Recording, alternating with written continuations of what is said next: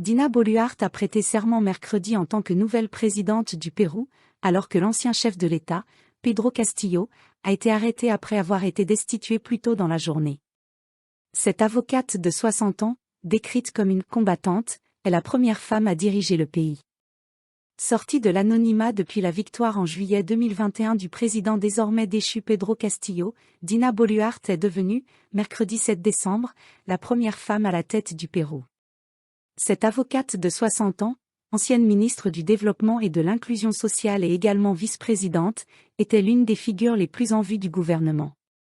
Du moins, jusqu'à son exclusion de l'équipe gouvernementale, il y a 2 semaines, par le désormais ex-président péruvien Pedro Castillo, destitué mercredi pour incapacité morale et arrêté pour des accusations de rébellion.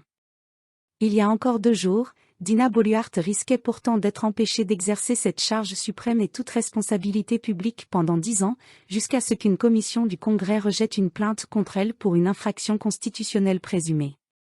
Elle avait en effet été épinglée par le contrôleur général de la République pour avoir occupé un poste dans le privé en même temps que sa charge de fonctionnaire, ce qui est interdit par la loi péruvienne. Selon cette autorité qui veille à la bonne application des politiques publiques et au bon usage des biens de l'État, la nouvelle présidente a signé des documents en tant que présidente du club départemental d'Apurimac alors qu'elle faisait partie du gouvernement.